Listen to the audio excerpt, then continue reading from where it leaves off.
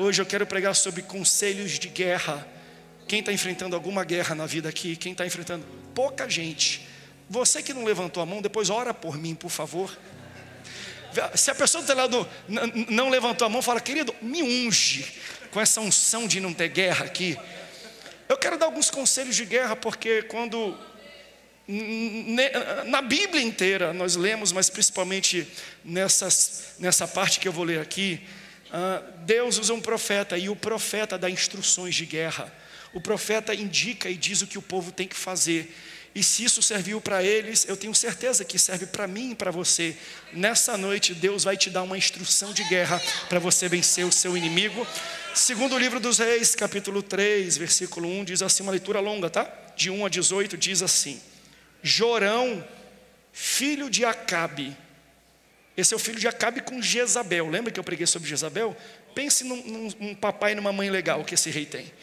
Filho de Acabe, filho de Jezabel, começou a reinar sobre Israel em Samaria, no 18º ano de Josafá, rei de Judá. E reinou 12 anos.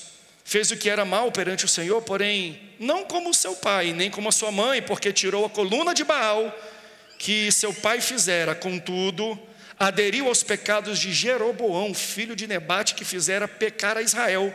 Não se apartou então deles.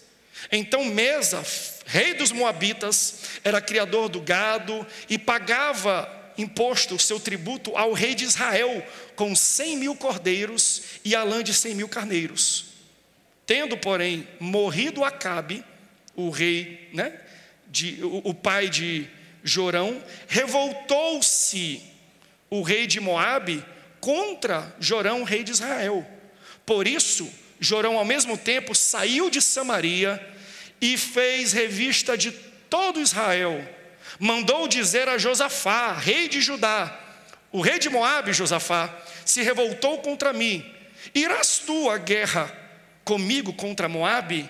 E respondeu Josafá: subirei, serei como tu és, o meu povo como o teu povo, os meus cavalos como os teus cavalos. Então Jorão perguntou a Josafá: por que caminho subiremos? E Josafá respondeu: pelo caminho do deserto de Edom.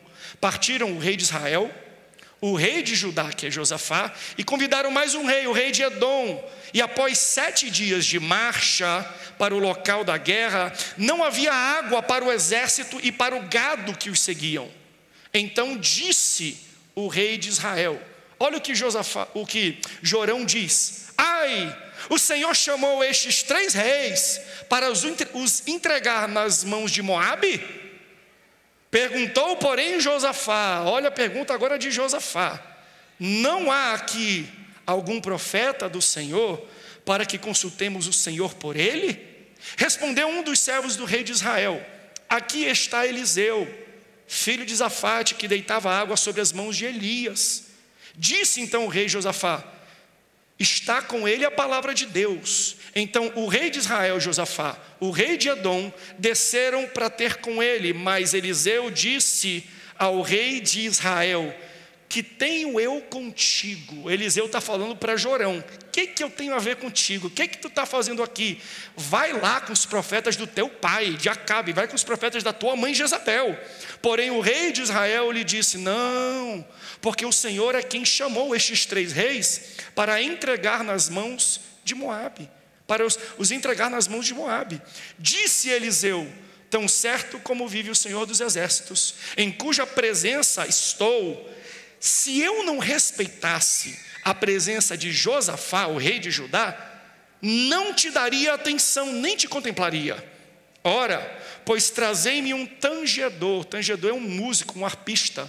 Quando o tangedor tocava, veio o poder de Deus sobre Eliseu. E este disse: assim diz o Senhor, fazei neste vale covas, poços e mais poços, porque assim diz o Senhor: não sentireis vento, nem vereis chuva, todavia este vale se encherá de tanta água, que beberei vós e vosso gado e vossos animais. Isto ainda é pouco aos olhos do Senhor, de maneira que também Deus entregará Moabe nas vossas mãos.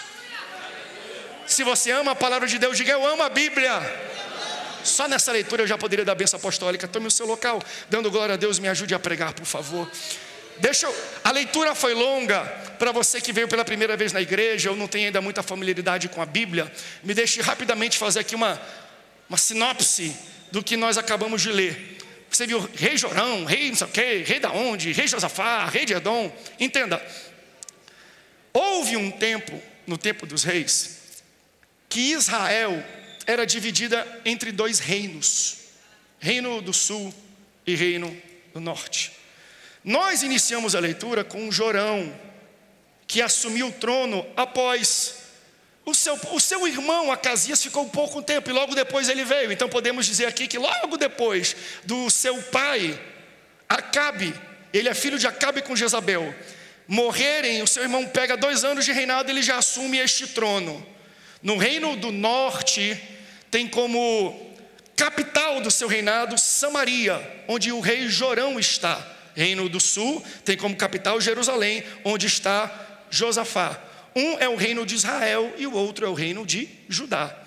Então, no momento da transição do trono, do poder, da coroa, da responsabilidade de Acabe para os seus filhos, Mesa, rei dos Moabitas, fala assim: chegou a minha oportunidade de ouro, porque existia um tratado que Mesa e os Moabitas tinham que pagar imposto a Acabe, que era o pai de Jorão, e quando Acabe morre, ele falou assim: eu vou me aproveitar desse momento, está vindo um menino novo, um menino inexperiente, um menino que não entende muito das coisas, então essa é a minha oportunidade de virar a mesa, ao invés de eu pagar imposto, além de parar de pagar a taxa que eu estou pagando, eu que vou invadir eles, eu vou entrar em Samaria, e eu que vou tomar aquele território. O texto nos fala que era do reino de Moabe, era dado para Acabe, para o reino do norte, versículo 4, 100.000 cordeiros e a lã de 100.000 carneiros. Então ele falou assim: chegou o momento perfeito de eu dar um golpe de estado, de eu invadir, de eu expandir, de eu parar de pagar e sangrar aqui o meu reino. Então, eu achei interessante que mesmo inexperiente, mesmo novo, Jorão demonstra bastante sabedoria. Como ele não sabe muito das coisas, ele recebe a ameaça, e a primeira coisa que ele faz é, ele percorre todo Israel e começa a ver quantos guerreiros nós temos, qual é a nossa potência, será que a gente tem força para enfrentar? E quando ele percebe que não tem, que eles são pequenos, ele vai até Josafá, que é o rei agora lá em Jerusalém, e ele fala: Josafá, eu preciso da sua ajuda. Isso aqui é um ensino maravilhoso, porque a melhor maneira da gente percorrer um caminho é perguntar para alguém que já percorreu. Uma das melhores maneiras da gente se preparar para uma guerra, para uma batalha, é a gente pegar conselho e sabedoria de alguém que já lutou e que já venceu uma batalha similar. Ele vai até Josafá porque aproximadamente 1 ano antes, o mesmo rei Josafá enfrentou os Moabitas. Lembra daquela passagem que eles sobem e começam a tocar e o Senhor confunde os inimigos? Os amonitas e os moabitas, eles se matam entre si. Então quando eles chegam para lutar, eles nem precisam lutar, porque Deus confunde os nossos adversários. Então ele lembrou: bem, Josafá já venceu ele, então agora que ele está me ameaçando, eu vou não apenas buscar conselho com Josafá, mas o texto fala para a gente que ele convida Josafá para participar da luta. Eu estou falando de 2 reis que são completamente diferentes. Jorão tem uma herança espiritual vindo de Acabe e de Jezabel. O texto nos fala, ele tirou sim alguns monumentos de adoração a Baal, mas não todos. Ele diminuiu a idolatria de Israel, mas não arrancou toda a idolatria que Israel vivia. E o texto deixa isso bem claro. Então nós estamos falando de um rei idólatra. E o rei idólatra vai atrás de um rei que é homem de Deus. Josafá é um homem de Deus, e o profeta Eliseu deixa isso muito claro.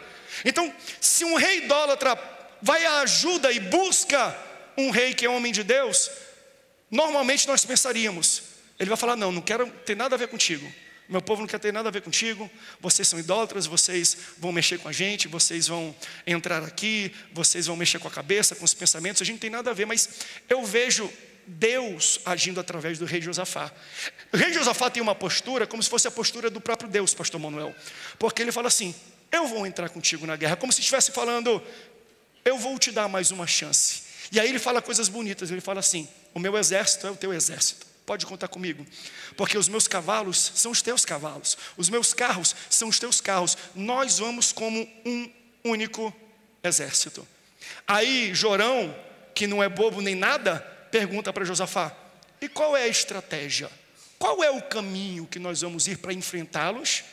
Do qual Josafá fala, nós vamos pelo deserto.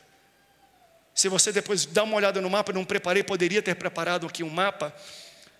Samaria, onde Jorão ficava, era só atravessar o Jordão e ele já estava em terra dos Moabitas. Era só atravessar o corpo de água e já chegava. Só que Josafá falou assim, não vai pelo caminho curto, vai pelo caminho longo. Nós vamos passar pelo deserto, porque às vezes o menor caminho nem sempre é o melhor caminho. Às vezes quando a gente tem uma batalha pela frente, Deus faz questão de nos guiar por um caminho maior, porque o caminho é o preparo que nós precisamos para a gente vencer a batalha. Porque às vezes a gente olha e acha que existe um caminho mais simples, e aí você está vivendo um caminho totalmente complexo, falando, pastor, é tão simples, resolve-se assim, acaba assim, fecha o contrato assim, mas parece que eu não consigo. É Deus te guiando por um caminho maior, porque Ele não está só vendo esse adversário, está vendo muitos outros, e é o caminho do deserto que te prepara não apenas para o próximo adversário, mas para o outro adversário. Então Ele guia e vai pelo caminho mais complexo. E veja, o caminho é tão difícil que o texto nos diz, vamos pelo caminho longo, vamos pelo caminho difícil. Em 7 dias que eles iniciam a campanha, a investida, a caminhada até o local da guerra, já acabou a água de todo mundo, até dos animais. E é interessante porque tem um pregador, ele já veio aqui, que ele falou assim, Deus gosta de complicar as coisas às vezes. Então Deus complica, depois descomplica e depois explica porque complica. Quem já ouviu isso?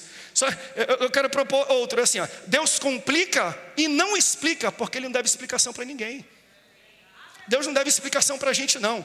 É a gente que tem que entender e saber que os pensamentos deles é maior do que os nossos. Seus planos são maiores do que os nossos. Seu desejo, ele é perfeito, ele é agradável para a nossa vida. Então Deus não precisa explicar nada para ninguém, porque eles estão seguindo um conselho dado pelo rei Josafá, homem de Deus. Logo, vindo de alguém temente a Deus, entendemos que é o próprio Deus falando, vamos pelo caminho mais complicado. Estão seguindo a ordem de Deus e acaba a água e não tem mais o que beber. Se voltar, morre todo mundo. Ou seja, a gente só depende de Deus nessa situação. Às vezes Deus te leva pelo caminho mais difícil para você começar a pensar, eu estou agora totalmente dependente de Deus. Se não for Deus no meio do meu deserto, eu não consigo nem voltar mais para onde eu vim, porque acabou todos os meus recursos. Água é o recurso natural mais importante para a sobrevivência humana. Então, olha que bonito. Deus permite que o recurso natural acabe, porque quando acaba o nosso recurso natural, só tem um recurso que a gente pode recorrer. Aí Deus fala, acabou? Acabou o que você tinha? Acabou o recurso natural? Não te preocupa, eu vou entrar com providência e recurso sobrenatural. Aleluia.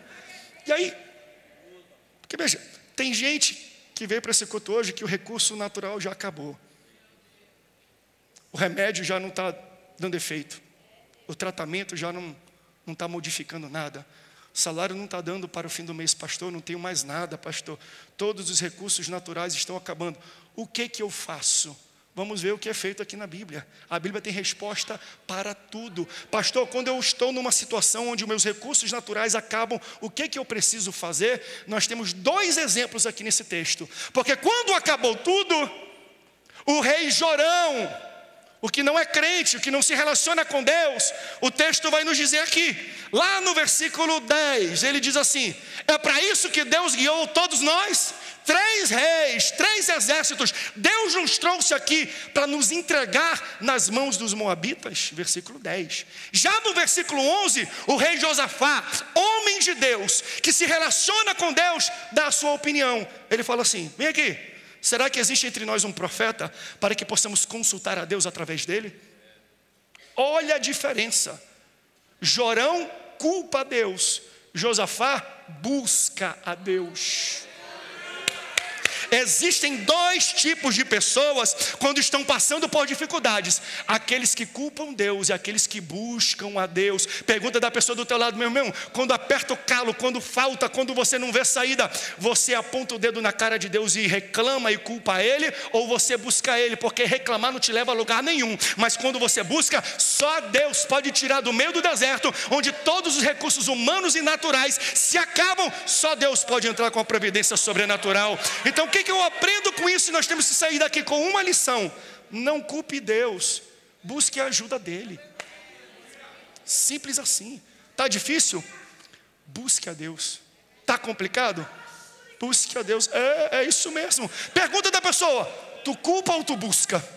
Tu culpa ou tu busca? Está na hora da gente buscar mais a Deus, igreja. Está na hora da gente não ficar culpando a economia. A gente é assim: o problema disso é por causa de economia, é por causa de política. Não, é porque nós não estamos buscando a Deus. Quer vencer a guerra que você está enfrentando? Deus está falando: me busca, que eu tenho todos os recursos que você precisa. Josafá perguntou: tem homem de Deus aqui? Aí um conselheiro de Israel falou assim: tem um camarada chamado Eliseu, ele deitava água na mão de Elias. Olha que linda a descrição, Anaíne usa muito essa descrição, eu acho maravilhoso. Ele deitava água na mão de Elias. Leia o texto e o relacionamento de Elias e Eliseu, os dois profetas. Ele pega a porção dobrada. Em nenhum momento a Bíblia cita que Elias deita água na mão de Eliseu. Só cita que Eliseu deita água na mão de Elias. Elias não lava a mão de Eliseu, mas Eliseu serve e lava a mão de Elias. Em tempos que nós vivemos com tantos interesses, que a gente fala: eu só te faço esse favor se lá na frente tu me fizer outro, né? Eu te ajudo aqui porque lá na frente eu quero que tu me ajude. Então, ao fazer isso aqui para você, uma generosidade, uma ajuda para você, você está em dívida comigo, e um dia o boleto vai chegar, e você tem que fazer por mim um dia o que eu fiz por você. Acho bonito porque a gente às vezes tem isso, né? Em tempos que uma mão lava a outra, eu só faço por alguém se alguém fizer por mim. Eliseu aqui nos dá uma lição extraordinária sobre o que é honrar. Eu lavo a mão de Elias e ele não precisa lavar a minha mão. Eu sirvo a Elias e ele não precisa servir a mim. Mas deixa eu profetizar algo na tua vida. Quem deita água na mão de profeta, Deus manda água no deserto quando você estiver atravessando. A melhor coisa é a gente ter recompensa do céu. Se você está ajudando alguém, onde você estiver, querendo que essa pessoa te dê uma recompensa, uma ajuda no futuro, você não entendeu. Sirva. Deite água. Pela generosidade que Deus te fez uma pessoa generosa. Pastor, e se ninguém me recompensar e repagar a gentileza que eu fiz? Deus do céu está olhando. A vida inteira Eliseu deitou água na mão de Elias, mas quando ele estava no meio do deserto, Deus mandou uma enxurrada e encheu o vale de água. O que eu estou pregando para pessoas aqui é: se você um dia plantou, vai chegar a hora de você colher. Deus vai ver e viu você deitando água nas mãos dos outros, e quando for para colher, Ele vai te dar a tua colheita quando você estiver no seu pior deserto. E deixa eu adicionar mais para isso, porque Eliseu colheu muito mais do que ele plantou. Eu posso profetizar isso sobre a tua vida. Ele botou água na mão de alguém, mas quando ele precisou de água, Deus mandou água para salvar 3 nações, 3 reis e 3 exércitos. Na hora certa, o Rei dos Reis, o Senhor dos Senhores, vai ver tudo que você viu no seu serviço, e a recompensa vai vir dele. A recompensa de Deus é muito maior do que o teu plantio. A colheita de Deus é muito maior do que o plantio. Se for de homens, se você indicou alguém, ele vai te indicar, ele vai fazer a mesma coisa. Então você planta, o que você colhe com Deus é diferente.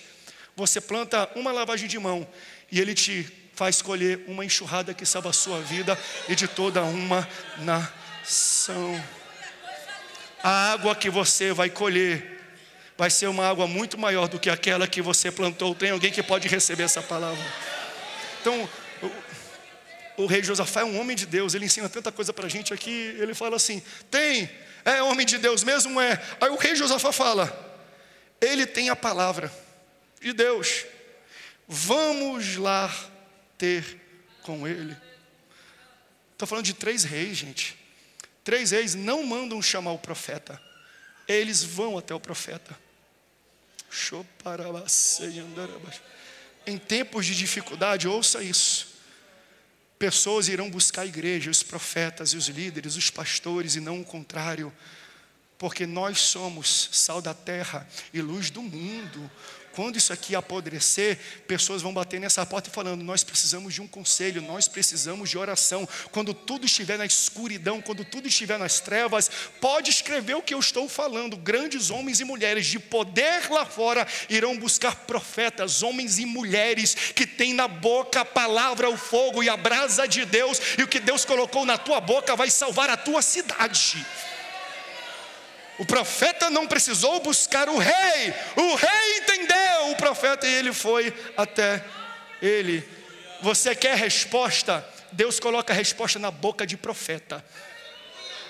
Eu creio que Deus coloca a resposta na boca de profeta. Está na dúvida, não sabe o que fazer, meu irmão? Nós temos uma igreja com pastores que pode te aconselhar. Deus quer participar das decisões que você está tomando. Pastor, como? Busque a igreja, busque a secretaria. Nós temos tantos pastores que podem lhe ajudar em todas as situações. Deus tem uma opinião sobre o que você está passando. Se rei teve o discernimento de entender isso, como é que você não tem? Eu vou entrar numa batalha. Vamos consultar um homem de Deus. Aleluia. Quando os reis chegam até Eliseu, isso aqui é interessante, esse texto. Eliseu reconhece Jorão. Você está conectando a história? Se você não conhece tanto a Bíblia, veja. Eliseu foi pupilo, aprendiz de um homem chamado Elias, que também era profeta.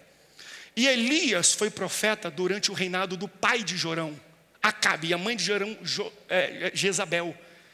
Essa dupla dinâmica de Batman e Robin aqui, pegaram Israel e tornou Israel totalmente idólatra. Na época que Elias era o profeta de Israel, teve um tempo que Elias chegou e falou assim: por causa da idolatria de vocês não vai chover, não vai cair um pingo. Aí depois ele faz um desafio com os profetas idólatras, todos são mortos, e Jezabel ameaça de morte o profeta Elias.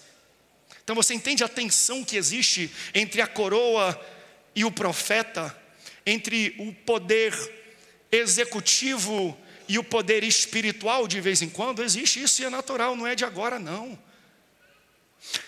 E aí Eliseu, como pupilo, lembra de todas as histórias, ou viveu algumas dessas histórias. Então quando chega o filho de Acabe com Jezabel diante dele para pedir ajuda, o texto fala aqui que Eliseu, eu entendo que ele reconheceu, porque a aspereza que o profeta Eliseu tratou um rei é muito diferente, é muito difícil. Eu nunca vi um profeta tratar um cara tão mal assim. Pastor, de vez em quando, pastor, tem uns crentes que são mal educados. É porque vocês não são sal da terra? Sim, mas a gente é sal grosso. Está aqui um sal grosso, irmão. Olha o que o texto fala, se você está com a Bíblia aberta, versículo 13, do capítulo 3, que nós estamos lendo. Mas Eliseu disse ao rei Jorão, o rei de Israel: o que tenho eu contigo? Vai lá no profeta do teu pai, vai lá nos profetas da tua mãe. Versículo 14. Olha o que o profeta fala para o rei: se eu não respeitasse a presença de Josafá, homem de Deus, rei de Judá, eu nem te daria atenção e nem te contemplaria.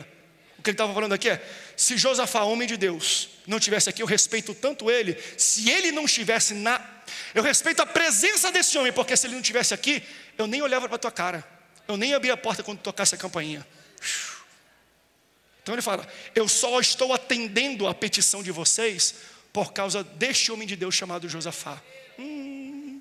Por causa de Josafá, 3 nações e 3 exércitos recebem livramento. Eu vou repetir isso aqui. Deus só precisa de um, tá? Para dar liberdade e libertação, para tirar do cativeiro de uma cidade, de um país inteiro. Deus não precisa de muito não, Deus precisa só de um. Ele fala com Noé. Deus, veja, a esposa de Noé não ouviu a voz de Deus, os filhos e filhas, noras e genros de Noé não ouviram a voz de Deus, mas porque um ouviu, todos foram salvos. Quando Paulo e Silas estavam na prisão, chegado à meia-noite, estavam louvando, todas as portas das prisões são abertas.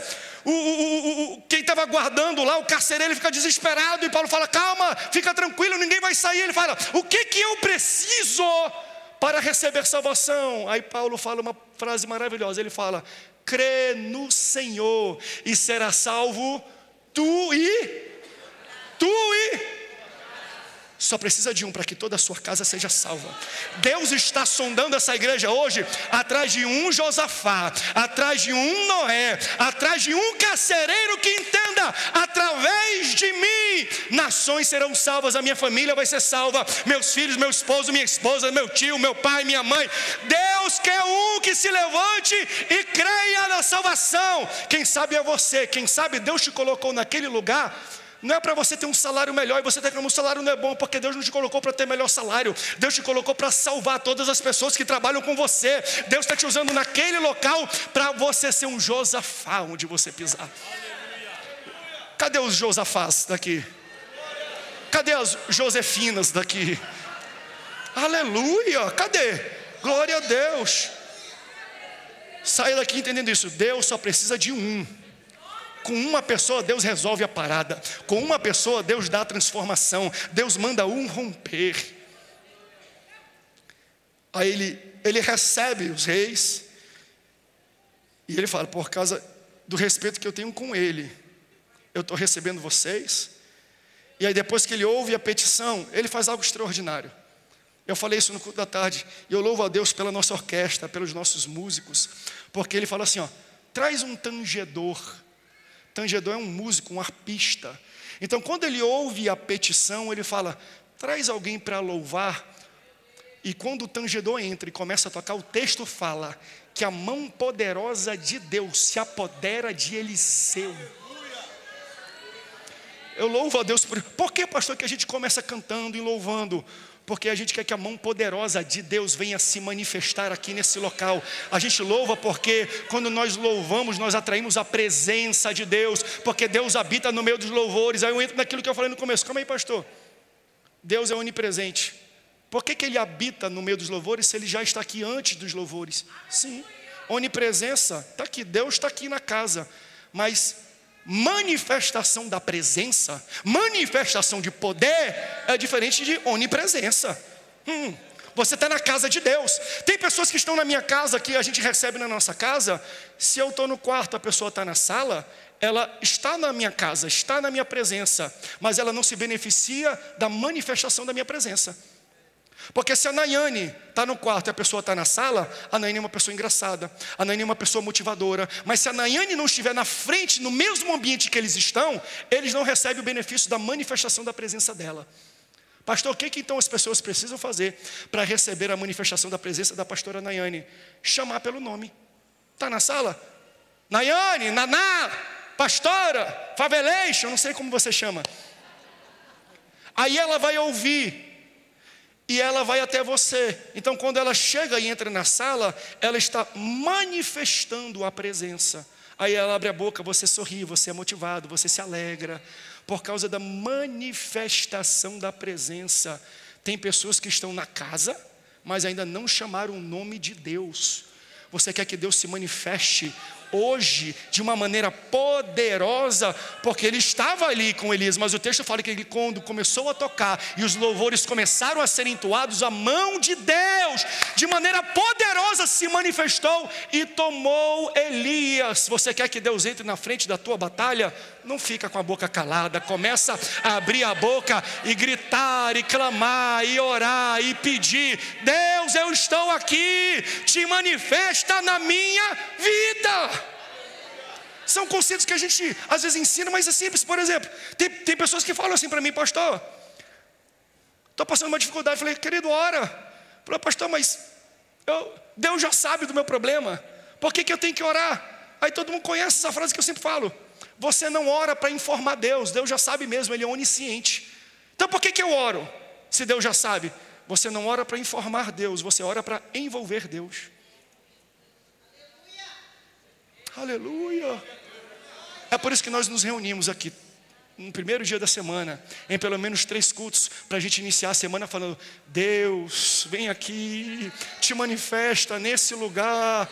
Eu quero que tu manifeste a tua presença de poder, de cura, de glória, de restauração e de milagres. Tem alguém que precisa da manifestação do poder do Senhor?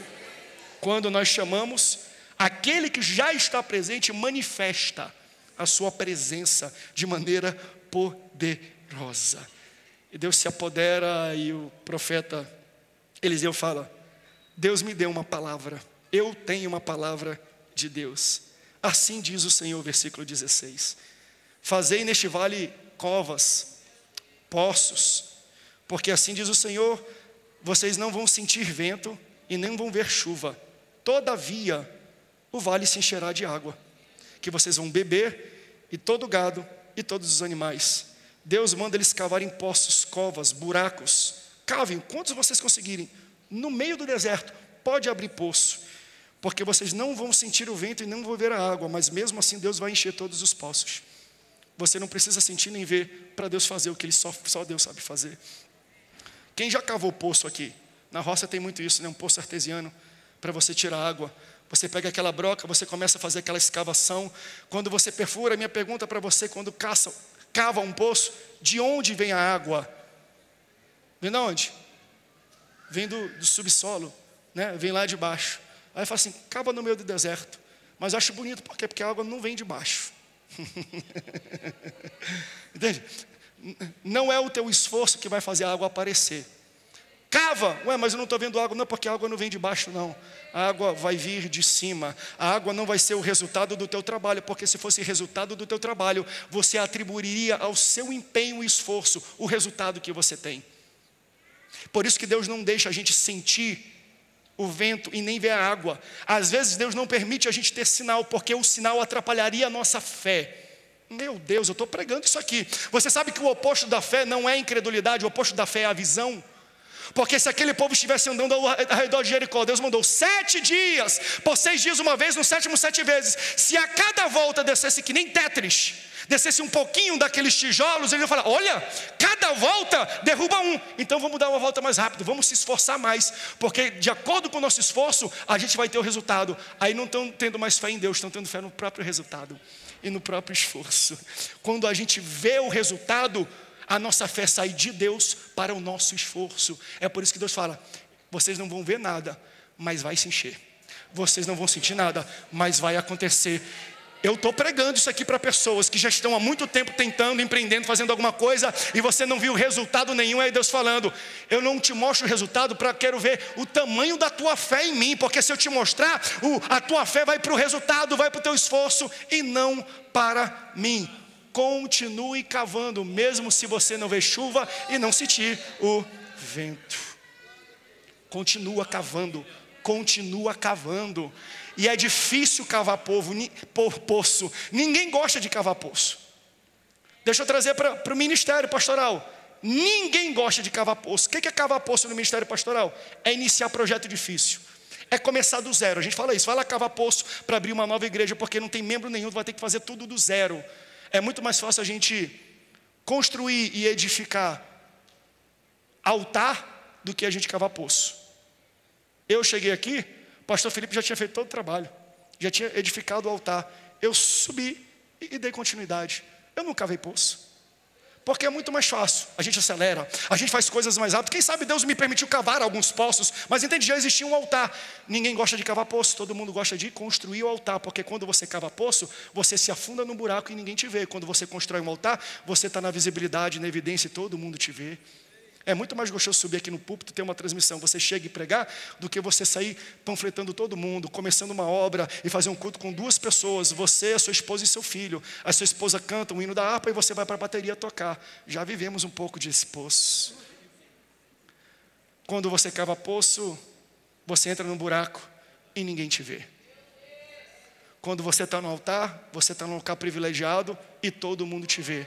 Mas deixa eu falar para você que quem realmente precisa te ver, não te vê na horizontal. Aleluia. Se você está enfiado dentro de um poço, Ele te olha do céu, Ele te olha de cima para baixo, e de cima para baixo não tem referência de altura, de hierarquia. Ele olha e Ele te vê. Continue cavando o poço, mesmo não tendo resultado, porque Deus deu uma palavra. Não vão ver, não vão sentir, mas o poço vai se encher de água. Deus vai mandar o resultado. Quem pode dar uma glória a Deus? Não tem nada, continua. Não vejo nada, continua. Sinais e progresso nos mantém motivados. E é bom quando Deus dá sinal. Eu prego aqui, Deus é um Deus de sinais, peça sinais. E pastor, quando Ele não me dá sinal, Ele já te deu uma palavra já? A palavra já é sinal. A palavra de Deus já é um sinal. Eu estou contigo. Pastor, Deus não me disse nada desde a última vez. Mas Ele falou que da última vez Ele está contigo. Ué, se Ele não disse mais nada, é porque Ele continua contigo, ué. Porque se Ele estivesse contigo, Ele ia falar, eu não estou mais contigo. Deus usa profeta aqui na Bíblia para chegar para alguns reis. O rei Acasias, o pai dele chegou, a mão de Deus não está mais sobre a tua cabeça. Ele chega diante de um rei Saul e fala, Deus não está, a presença do Espírito Santo não está mais sobre você. Então se Deus te falou que está contigo e não falou mais nada, pode ter certeza que Ele continua do teu lado. Já é um sinal. Porque veja, com Elias, ele até ajudou, porque Elias profetizou para Acabe e para Jezabel, por causa da idolatria, não vai mais chover. Entrou numa seca, estava todo mundo morrendo, não tinha água para nada. Aí Deus falou, está na hora de voltar a chuva. Ele faz todo aquele desafio com os profetas, e aí depois ele sobe para o monte, ele coloca a sua cabeça por entre as pernas, e ele fala para o seu moço, para o seu ajudante, sobe lá e me diz se está vindo chuva. Ele olha para baixo, ele não quer nem ver, mas ele manda o ajudante, vê se tem nuvem. Não tem. Segunda, não tem. 3, 4, 5, 6, na 7ª vez, o moço de Elias fala, eu vejo uma pequena nuvem do tamanho da mão de um homem. Ele tem um sinal visível. Aí ele vai para Elias, que está escondido com a cabeça entre as pernas, e fala, eu vi uma nuvem do tamanho da mão de um homem. Aí Elias, cheio de fé, fala, então manda o rei Acabe descer, porque eu ouço um barulho e um som de uma abundante chuva. Glória a Deus. Por quê? Porque Deus deu um sinal visível e um sinal audível. Só que com Eliseu, tem porção dobrada, tem mais fé então, né? Olha o que Eliseu fala, nós não vamos sentir vento e nós não vamos ver chuva. Que duro, hein? Com Elias, Deus mandou ainda um sinal visível e audível. E Eliseu está falando, Deus vai fazer milagre, e a gente não vai ver e não vai sentir. Meus irmãos, deixa eu ser profeta de Deus para a vida de vocês. Deus te deu uma palavra, você acredita e teve confirmação que foi dele. Nunca mais você ouviu, quem sabe você está se enquadrando nesse tipo de promessa. Você não vai ver, e não vai sentir, e não vai ouvir, até a concretização da promessa aparecer na sua vida. Creia nisso e continue cavando. Continue cavando. Cadê os tangedores dessa casa? Subam aqui, tangedores, por favor. Subam aqui, tangedores. Sobe aqui, coral, para a gente entrar no momento de Santa Ceia. Eu sinto a presença do Espírito Santo aqui nesta noite. Eu sinto Deus movendo, Deus respondendo. Deus está mandando água para poços aqui. Há quantos anos você está orando a Deus? 10, 20, 15, 30, 40 anos. Eu conheço pessoas aqui da nossa igreja que estão há 50 anos com o mesmo pedido de oração, falando, pastor, toda noite eu entrego para Deus isso e eu não vi ainda. Deus, baseado nessa palavra, Deus me provoca a falar para você, e você sabe quem você é. Vai acontecer. A chuva vai chegar. Deus não vai mandar sinal. Nessa situação, Ele só vai concretizar e ponto final. Aí, para a gente terminar e entrar no momento de Santa Ceia. Por que Deus não dá sinal e às vezes demora, pastor, para responder as coisas? Você vê hoje, Deus já está no seu amanhã. Então, às vezes, a resposta que Deus está te dando hoje não é só para responder o teu pedido de hoje, é o pedido que você vai fazer amanhã. Deus está vendo a tua guerra lá na frente. E às vezes a resposta que Ele está dando hoje não é só para hoje, é para a guerra que você ainda nem viveu, é para a guerra que você ainda nem viu. E a gente vê isso, não tem aquele ditado, vamos matar 2 coelhos que fala? O pessoal da proteção dos animais, isso aqui é só a gente fala assim, matar 2 coelhos com uma cajadada só, não é isso? 2 gatos, 2 coelhos, atirei o pau no gato, é outra música, né? Deus às vezes faz assim com a resposta. Ele mata 2 coelhos com uma resposta só. Ele derruba 2 inimigos com uma resposta só. Ele acaba com 2 guerras com uma resposta só. Porque o texto no versículo 17 e 18 tem a fala de Elias para os reis. Não sentireis vento, não vereis chuva, todavia o vale se encherá de tanta água que beberei vós, vosso gado e vossos animais. Olha o versículo 18, meu Deus, louvado seja o nome do Senhor, Ele está falando comigo. E isso ainda é pouco aos olhos do Senhor, de maneira que também entregará Moabe nas vossas mãos. Eles vão atrás de Elias por causa da água. De que adianta eu ir para uma guerra se está faltando água? Então o foco deles não é mais a guerra, é a subsistência própria, é a água. Eles trocam o foco da guerra pela água por causa das prioridades. Não tem como eu guerrear se eu estiver morto, então eu tenho que estar vivo primeiro. Mas para eu estar vivo, eu preciso de água. Eles vão até Elias para pedir água, mas a resposta de Deus através de Elias é: eu vou dar resposta, eu vou encher de água os poços, mas eu não vou parar por aí não. Eu sei porque vocês estão aqui. Eu vou entregar os seus inimigos em suas mãos, porque Deus faz infinitamente mais de tudo aquilo que nós pedimos ou pensamos. Tem gente que veio hoje à noite para pedir água, e Deus está me usando para responder, para falar: além da água que Ele vai te dar, Ele vai entregar o teu inimigo na tua mão. Você aqui veio para pedir uma cura, Deus vai te dar cura, mas Ele vai dar uma resposta de uma guerra maior do que essa. Tem gente que veio pedir por algo específico, e Deus não vai só resolver o algo específico, mas Ele vai pegar tudo que abrange o problema específico que você veio pedir nesta noite. E quando é que Deus dá a resposta? O texto fala: enquanto eles cavavam, adoravam, o tangedor tocava e eles entregavam ofertas. A tua dificuldade não pode parar a tua adoração, porque se para a tua adoração, para a atuação de Deus na tua vida. Tudo que o teu inimigo quer, veja, o inimigo, ele não quer tirar o teu dinheiro, tirar a tua saúde, tua sustentação, não. Ele quer tirar o louvor da tua boca. Quando ele vai para Jó, desculpa gente, eu estou pregando porque Deus está me enchendo do Espírito Santo. Me ajuda dando glória a Deus aqui atrás também. Mas lembra,